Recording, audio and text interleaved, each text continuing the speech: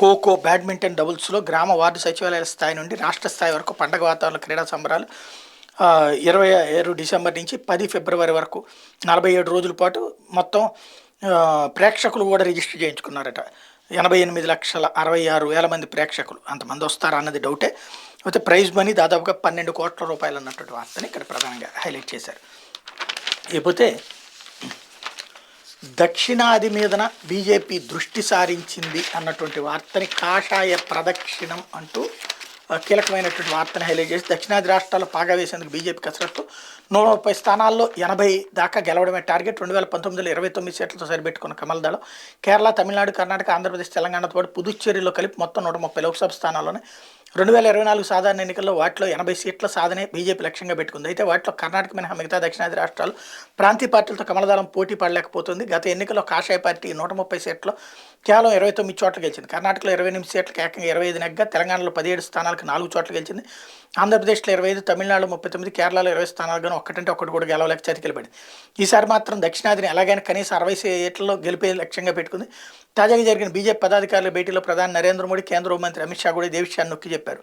BJP ఎత్తుగడలు ఇటీవల Karnataka, Telangana assembly ఎన్నికలు దెబ్బతీసాయని చెప్పాలి. కర్ణాటక ఎన్నికల్లో అధికార కాంగ్రెస్కి 42.88% ఓటు రాగా బీజేపీ 36% ఓట్లకు పరిమితం కావడం కాక రాష్ట్రంలో అధికారాన్ని కూడా కోల్పోయింది. ఈ నేపథ్యంలో అసెంబ్లీ ఎన్నికల్లో 13% ఓట్లు సాధించి జేడీఎస్తో కలిసి లోక్సభ ఎన్నికలకు వెళ్లాలని నిర్ణయించింది. కాంగ్రెస్ని ఎలాగైనా సింగిల్ డిజిట్కే పరిమితం చేసేలా వ్యూహాలు రచిస్తుంది. అయితే సీట్ల పంపకాలపై ఇంకా స్పష్టత రావాల్సింది. జేడీఎస్ నేత కుమారస్వామి ఇటీవల ప్రధాని మోడీతో ఈ అంశంపై చర్చలు జరిపారు. ఇక 2019లో 4 లోక్సభ సీట్లు సాధించి తెలంగాణలో ఈసారి కనీసం 2 చోట్ల రెట్టింపు చోట్ల గెలవాలని బీజేపీ యోచిస్తోంది. తెలంగాణలో 2018 అసెంబ్లీ ఎన్నికల్లో 7% ఓట్లు సాధించిన బీజేపీ తాజా అసెంబ్లీ ఎన్నికల్లో దాని రెట్టింపుకి పెంచుకుని 14% ఓటు రాబట్టింది. ఈ లెక్కన ఎంపీ సీట్లను కూడా డబుల్ చేసుకోవడం పెద్ద కష్టమేమీ కాదని ఆశపడుతోంది. పదాధికారుల భేటీలో మోడీ, షా ద్వయం ఇదే విషయాన్ని తెలంగాణ బీజేపీ నేతలకు నూరిపోశారు.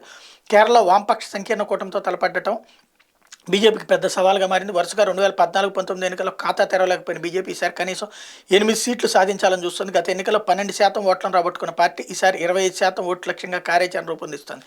ఇక ఆంధ్రప్రదేశ్లో తన పట్టు సాధించుకునేందుకు బీజేపీ ఎక్కువగా పొత్తులపైన ఆధారపడుతుంది. జనసేనతో పొత్తు కొనసాగిన అధికార వైఎస్ఆర్ కాంగ్రెస్ పార్టీకి ఈసారి 24 సీట్ల దాకా ఖాయమనం వస్తాయన్న సర్వే సంస్థలు వెల్లడి నేపథ్యంలో బీజేపీ ఇక్కడ ఆశలు వదులుకోవాల్సిన పరిస్థితి కనబడుతుంది. దక్షిణాది రాష్ట్రాల్లో పాగాదేశిక వ్యూహరచనకు బీజేపీ ఇప్పటికే టాస్క్ ఫోర్స్ని ఏర్పాటు చేసింది.